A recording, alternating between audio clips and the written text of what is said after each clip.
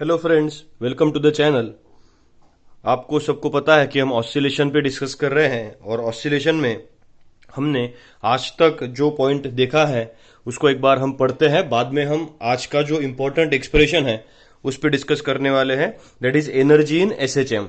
अब energy in SHM इतना important expression है कि ये मैक्सिमम एग्जाम्स में क्वेश्चन आया हुआ है। लेकिन हम आज पहले हमारे पिछले जो लेक्चर्स थे उनके बारे में थोड़ा सा रिवाइज करेंगे और बाद में एनर्जी इन एसएचएम के बारे में डिस्कस करेंगे। तो जिनको जिनको पता है वो इस चैनल को शेयर कीजिए, लाइक कीजिए, सब्सक्राइब कीजिए और वीडियोस देखते रहिए। हमने सबसे पहले ऑसिलेशन में लिखा था that F is directly proportional to minus x, where f was considered to be internal restoring force and x is the displacement from mean position. अब इन दोनों के बाद हमने एक टर्म लिखी थी f is equals to minus of kx, where k is considered to be force constant. अब हमें आज के एक्सप्रेशन में इसका भी यूज करना है। बाद में हमने एक एक्सप्रेशन निकाला था that was differential equation of SHM और वो था D square X upon D T square plus omega square X is equals to 0। This was our differential equation of SHM. और इसके बाद हम वेलोसिटी, डिस्प्लेसमेंट और एक्सेलरेशन, ये तीन एक्सप्रेशन हमने निकाले थे। That displacement was given as X is equals to A sine omega t plus phi. Omega t plus phi was considered to be the phase angle and phi was considered to be the epoch, that is starting phase. बाद में velocity लिखा था, velocity is equals to plus minus omega under root a square minus x square. इसका भी हम आज use करने वाले हैं। बाद में हमने एक्सेलरेशन भी निकाला था, acceleration is equals to minus omega square X. और हर एक एक्सप्रेशन में एक्स की वैल्यू कभी 0 होती थी, कभी ए होती थी, where a was considered to be the amplitude. This is the amplitude of SHM. अब हम अगर एनर्जी के बारे में बात करना चाहे तो हम हमारी डायग्राम पे एक बार फिर से गौर करेंगे। डायग्राम हमने पहले दिन जो निकाली थी that is the same diagram we are trying to discuss here. अब हमारे डायग्राम में क्या क्या है? हमारे डायग्राम में एक है मीन पोजीशन, एक है एक्सट्रीम पोजीशन और एक है सेकंड एक्सट्रीम पोजीशन। अब इस एक्सट्रीम पोजीशन में हम इस पॉइंट का बात करेंगे, पॉइंट पी। ये कौन सा पॉइंट है? Any point. यानी पॉइंट पी ना तो एक्सट्रीम पोजीशन पे है, ना तो मीन पोजीशन पे है, ना तो सेकंड मीन पोजीशन पे है। This is the any point. अब इस एनी पॉइंट पे हम क्या निकालने की कोशिश करेंगे? हम टोटल एनर्जी निकालने की कोशिश यहां पे करने वाले हैं। सो हम क्या कर सकते हैं? हम यहां पे लिख सकते हैं that total energy at point p can be considered to be kinetic energy plus potential energy. अब kinetic energy plus potential energy निकालनी है तो काइनेटिक एनर्जी हम एक्सप्रेशन नहीं शुरू कर रहे हैं, हम बस एक डिस्कस कर रहे हैं कि पूरा एक्सप्रेशन निकालना कैसे है। अब अगर काइनेटिक एनर्जी हमें निकालनी है तो काइनेटिक एनर्जी हम कैसे निकाल सकते हैं? Half mv square. और वेलोसिटी इन एसएचएम का फॉर्मूला हमारे पास है ओमेगा अंडर रूट ए स्क्वायर माइनस एक्स स्क्वायर। इस पूरा टर्म का हम क्या करेंगे? स्क्वायर। सो हमें कौन सी एनर्जी मिल जाएगी? काइनेटिक एनर्जी यहां पे मिल जाएगी। तो एक क्वेश्चन तो हमारा यहां पे सॉल्व होता है। बाद में अगर हमें पोटेंशियल एनर्जी निकालनी है तो पोटेंशियल एनर्जी हम कैसे निकालेंगे? पोटेंशियल एनर्जी या तो mgh से निकाली जा सकती है, बट mgh, एच एनी क्या हो गया? हाइट हो गया। तो हाइट तो यहां पे है नहीं, इसलिए हम mgh का फॉर्मूला नहीं यूज करेंगे। सो mgh के बजाय हम क्या करेंगे? हम पहले वर्क डन निकालेंगे और हमें पता है कि work done can be stored in the form of energy. Therefore we will continue doing our work in terms of kinetic energy and potential energy. और बाद में इन सबका क्या कर लेना है? एडिशन हमें कर लेनी है। सो हम एनर्जी इन एसएचएम निकालने के लिए सबसे पहले इस डायग्राम को समझ लेंगे। हमने सबसे पहले इस डायग्राम को समझ ली। डायग्राम में एक मीन पोजीशन है, एक एक्सट्रीम पोजीशन है, एक एनी पॉइंट की पोजीशन है। और इस एनर्जी के लिए सबसे पहले हम पॉइंट पी के काइनेटिक एनर्जी के बारे में डिस्कस करेंगे। वो ऐसे, सो हम kinetic energy at displacement of X, it can be calculated at kinetic energy is equals to, क्या फॉर्मूला बनेगा? Half M into V square. हम यहां पे डायग्राम बाजू में लिख लेंगे। अब यहां पे है क्या? तो यहां पे हम लिख सकते हैं मास। एम क्या है? M it is the mass of particle. M क्या हो सकता है? Mass of particle. And v will be the velocity of a particle in, क्या कहेंगे हम, SHM. It will be the velocity of particle in SHM. और velocity of particle in SHM का formula क्या आएगा? v is equals to plus minus omega under root A square minus क्या हो गया? एक्स स्क्वेयर हो गया. सो हम इस वेलोसिटी का फॉर्मूला काइनेटिक एनर्जी के एक्सप्रेशन में लिखेंगे और हमारा एक्सप्रेशन बनेगा kinetic energy is equals to half m. अब इन ब्रैकेट क्या होगा? In bracket plus minus omega under root A square minus x square whole bracket square. Square square root क्या होना है? कैंसिल हो जाना है. Therefore kinetic energy is equals to half m omega square a square minus x square, and this will be the kinetic energy of the particle which is performing SHM at any point P. अब हम kinetic energy को एक बार फिर से अगर मैंने अच्छे से लिखा तो काइनेटिक एनर्जी हम लिख सकते हैं kinetic energy is equals to half m omega square in bracket क्या मिला है? a square minus x square. अब अगर किसी को, this will be the kinetic energy. अब अगर काइनेटिक एनर्जी को किसी को k के फॉर्मेट में लिखना है, कैसे k के फॉर्मेट में? बट हमने क्या लिखा था? बट हमने एक सब्स्टिट्यूशन किया था ओमेगा स्क्वेयर का, k up by m is equals to क्या लिखा था? Omega square. सो हम लिख क्या सकते हैं? k by m is equals to omega square अगर है तो k इज इक्वल्स टू क्या हो गया? m ओमेगा स्क्वेयर हो गया. सो वो भी हम यहां पे क्या करेंगे? सब्स्टिट्यूट कर सकते हैं और हमारा काइनेटिक एनर्जी का एक्सप्रेशन आ सकता है kinetic energy is equals to m omega square के बदले क्या लिखेंगे? k half as it is रहेगा, half k a square minus x square. This will be the expression for kinetic energy. अब दो एक्सप्रेशन कैसे? दो एक्सप्रेशन नहीं है, एक्सप्रेशन एक ही है. एक्सप्रेशन सिर्फ m ओमेगा स्क्वेयर के बजाय हमने क्या लिखा है? k यहां पे लिखा है, which does not make any change in this particular expression. Expression कितना आसान है, आपके सामने है. हमने kinetic energy is equals to half mv square, ये तो हमें पता है ही. बस हमने क्या किया? v की वैल्यू यहां पे क्या कर ली? सब्स्टिट्यूट कर ली. और v की वैल्यू जैसे ही हमने सब्स्टिट्यूट कर ली, हमारा एक्सप्रेशन का आंसर हमारे पास आ गया. और एक्सप्रेशन का जो आंसर आया है, that answer is equals to kinetic energy is equals to half m omega square a square minus x square, where half k a square minus x square. This is the expression for kinetic energy. अब kinetic energy के बाद में हमें expression जो निकालना है, that expression will be of potential energy of a particle which is performing SHM. Potential energy के लिए हम ऐसा करेंगे, हम potential energy at displacement x के लिए हम सबसे पहले क्या करेंगे? अगर पार्टिकल 0 टू x इतना डिस्प्लेस हो रहा है तो हम सबसे पहले छोटी डिस्प्लेसमेंट यानी dx, इतनी छोटी डिस्प्लेसमेंट के बारे में डिस्कशन करेंगे. और हम ऐसा लिख सकते हैं, late for small displacement, of क्या हो गया हमारे पास? dx. अब अगर स्मॉल डिस्प्लेसमेंट dx हमने लिखा तो हम यहां पे लिख सकते हैं work done is equals to क्या लिखेंगे? फोर्स मल्टीप्लाइड बाय क्या हो गया हमारा? डिस्प्लेसमेंट हो गया.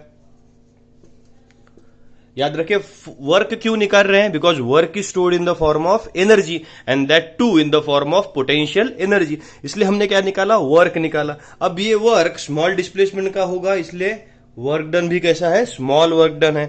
फोर्स हमने लिख दिया F क्या हो गया? Internal restoring force multiplied bye displacement हम क्या लिख सकते हैं? dx. इतनी डिस्प्लेसमेंट हम इसके लिए लिख सकते हैं. सो हम यहां पे इस टर्म यहां पे लिखेंगे कि f मल्टीप्लाइड बाय क्या हो गया?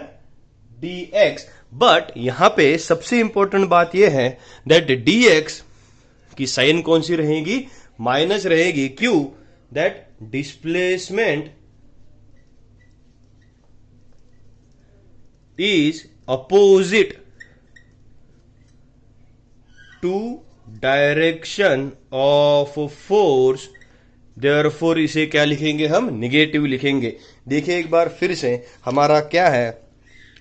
डिस्प्लेसमेंट की डायरेक्शन टुवर्ड्स बी है एंड फोर्स की डायरेक्शन टुवर्ड्स ओ है। सो डिस्प्लेसमेंट इधर हो रही है, फोर्स इंटरनल रिस्टोरिंग इधर है, तो दे आर अपोजिटली डायरेक्टेड, इसलिए हमने डिस्प्लेसमेंट की वैल्यू क्या लिखा, निगेटिव लिखा। अब फोर्स के एफ की वैल्यू अगर हमें लिखनी है, F is equals to internal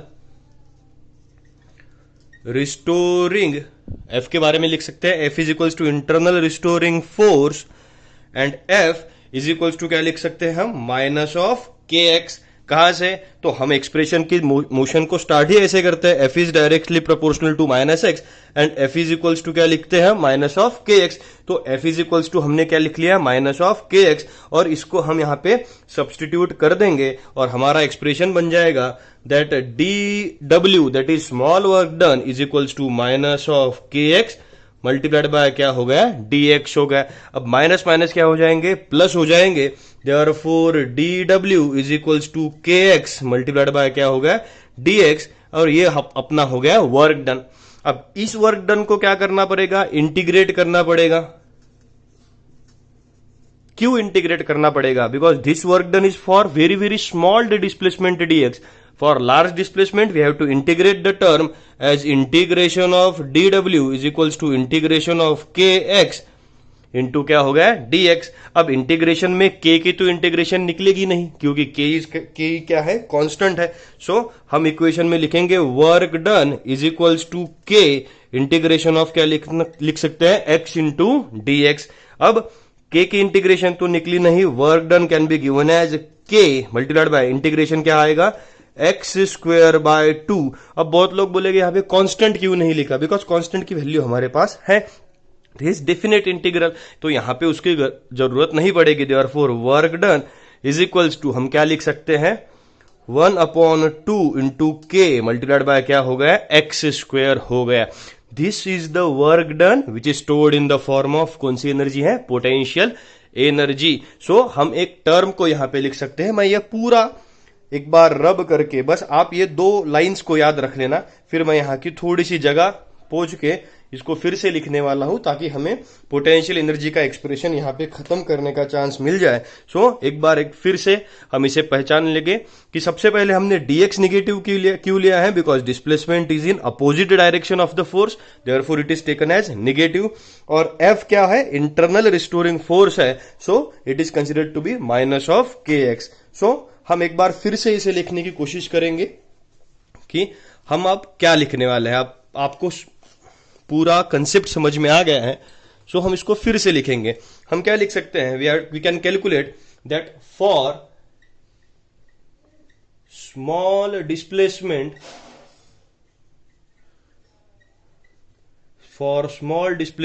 dx। जिन्होंने पहला लिखा है उन्होंने उसको रब नहीं करना है, मैं वही लिखने वाला हूं फिर से, ताकि थोड़ी जगह मिल जाए। आज अब मैं वहां पे बड़े बड़े लाइंस नहीं लिखूंगा। For small displacement of dx what we can write that dw is equals to force multiplied by क्या हो गई हमारी डिस्प्लेसमेंट, और डिस्प्लेसमेंट कैसी हो गई, निगेटिव हो गई। और f अगर इंटरनल रिस्टोरिंग फोर्स है तो हम क्या लिख सकते हैं, dw is equals to minus of के x multiplied by into D x, subtraction का एज इट इज। अब माइनस माइनस क्या हो जाएंगे, plus. So we can write here that work done is equals to के x into D x. For complete work done we have to integrate the equation as integration of d W is equals to integration of के x multiplied by क्या हो गया, d x, and work done is equals to k integration of x into dx। x का इंटीग्रेशन निकलेगा नहीं, because x क्या आएगा हमारे पास, कांस्टेंट आएगा। So we can here write the equation as work done is equals to k integration का है हमारे पास, x square by 2। So expression becomes work done is equals to half of k multiplied by x square. Work is stored in the form of energy, और कौन सी energy, potential energy. So हम potential energy का expression लिख सकते हैं that potential energy is equals to half of के into x square. आपको एनर्जी, काइनेटिक एनर्जी का भी एक्सप्रेशन पता होगा और पोटेंशियल एनर्जी का एक्सप्रेशन भी अब पता चल गया है, that potential energy can be represented as half of के एक्स स्क्वायर। हम यहां पे एक टर्म और लिख सकते हैं, कैसे? We know that K by M is equals to, हम क्या लिख सकते हैं? Omega square. सो के बजाय हम लिख सकते हैं M omega square. So potential energy can be represented as half M omega square into X square. ये आ गई हमारी पोटेंशियल एनर्जी। अब ये बात है कि हमारे पास काइनेटिक एनर्जी का भी एक्सप्रेशन है और हमारे पास पोटेंशियल एनर्जी का भी एक्सप्रेशन है। सो हम दोनों एक्सप्रेशन को क्या करेंगे? सिर्फ ऐड करेंगे और एडिशन के बाद हम टोटल एनर्जी का एक्सप्रेशन उसमें से निकालेंगे। So total energy of the particle can be calculated as kinetic energy plus कौन सी energy? Potential, kinetic energy plus potential energy. अब हम क्या करेंगे? हम यहां पे लिखेंगे total energy is equals to, kinetic energy कितनी आई थी? Half M omega square in bracket a square minus x square plus potential energy कितनी आई थी? Half M omega square in bracket multiplied by क्या हो गया? X square. हमने इसको, मैं दोनों इक्वेशंस भी लिखूंगा, एम ओमेगा स्क्वायर के बदले क्या लिखा था? के स्क्वायर लिखा था। So we can write half of k multiplied by a square minus x square plus half of k क्या हो गया? X square. क्या कॉमन निकल रहा है? हाफ के क्या निकलेगा? कॉमन निकलेगा। Therefore half K in bracket what it is? A square minus x square plus X square minus x square क्या हो जाएगी? Cancel. Therefore total energy can be represented as half K multiplied by क्या हो गया? A square. और के बजाय अगर हम एम ओमेगा स्क्वायर लिखे तो total energy can be represented as half of M omega square into A square. This is the expression for total energy of particle performing SHM कौन सी जगह पे? At any point, at any point. ये हो गया हमारा expression which is total energy of the particle performing SHM at any point. इसका मतलब क्या है कि kinetic energy plus potential energy हम एनी पॉइंट के निकाले हैं। कल के एक्सप्रेशन में हम इसको कंजर्वेशन ऑफ एनर्जी के फॉर्मेट में सब्स्टिट्यूट करेंगे कि वो energy at every position remains constant. वो कल है हमारा। आज हम टोटल एनर्जी का एक्सप्रेशन निकाले हैं। लेकिन देखिए, अगर एग्जाम में क्वेश्चन पूछना है तो क्वेश्चन ऐसे नहीं आएगा कि calculate total energy of particle performing SHM। Question कैसा आता है? क्वेश्चन आता है show that energy of a particle is directly proportional to square of amplitude. अब अगर स्क्वायर ऑफ एम्पलीट्यूड आ जाएगा तो आप क्या कहेंगे? Half M omega square is constant, it is directly proportional to square of amplitude, है ना। लेकिन दूसरी टाइप का एक क्वेश्चन आता है जिसमें किया जाता है that show that energy of a particle is directly proportional to square of frequency. अब स्क्वायर ऑफ फ्रीक्वेंसी कैसे? एक मिनट का एक स्टेप का एक्सप्रेशन है जिसको मैं बोलूंगा। So consider total energy of particle, consider total energy is equals to half M omega square multiplied by क्या आया था? एक्स स्क्वायर, ए स्क्वायर आया था। We can write but omega is equals to क्या लिख सकते हैं हम? 2 pi by T, where T is considered to be time period and 1 upon t can be represented as frequency. Therefore omega is equals to 2 pi n, where n is equals to frequency. n क्या हो गई? frequency हो गई. So we can substitute in total energy and we can calculate total energy is equals to half m multiplied by क्या हो गया? 2 pi n square multiplied by a square. Therefore final expression आएगा total energy का, total energy is equals to half m 4 pi square n square multiplied by a square. So we can finally write total energy is directly proportional to क्या क्या आ रहा है, first step हमारी आ रही है N square that is square of frequency, और second step आ रही हमारी, second step A square that is square of क्या हो गया, एम्पलीट्यूड हो गया। सो इस टाइप का क्वेश्चन एग्जाम में आएगा। 4 मार्क के लिए क्वेश्चन आता है, इसलिए 1.5 मार्क की हम काइनेटिक एनर्जी निकालते हैं, 1.5 मार्क की हम पोटेंशियल एनर्जी, एंड 1 मार्क के लिए हम टोटल एनर्जी निकालते हैं। This is the marking distribution जो हमें समझ में आ जाना चाहिए। ये एक्सप्रेशन आपको एक बार फिर से देखना पड़ेगा ताकि छोटी छोटी स्टेप्स उसमें समझ में आ जाए। जिसको डाउट है वो कमेंट सेक्शन में अपना डाउट लिख के भेजें। दूसरी बात, न्यूमेरिकल्स के बारे में जिन्होंने पूछा था, न्यूमेरिकल्स के बारे में क्या है कि आपके पास न्यूमेरिकल अगर नहीं रहेंगे तो we can not teach it from online method. So हम थ्योरेटिकल पार्ट्स पे हम अभी डिस्कस करेंगे, बाद में जब पीडीएफ सेक्शंस हमारे लिए यूट्यूब का खुल जाएगा we can take numericals also. That I guess हम 2 से 3 वीक्स में पीडीएफ सेक्शन भी इसमें शुरू करने वाले हैं। सो अभी टोटल एनर्जी का एक्सप्रेशन है जो बहुत इंपॉर्टेंट एक्सप्रेशन है, इसे पढ़िए, हमारे मोटो के हिसाब से खुद पढ़िए, दूसरों को पढ़ाइए, सबको पढ़ाइए। फिजिक्स बहुत ही इंपॉर्टेंट और बहुत ही आसान सब्जेक्ट है, इससे प्यार कीजिए। Thank you. चैनल को शेयर कीजिए, सब्सक्राइब कीजिए, लाइक कीजिए और पढ़ते रहिए। Thank you very much.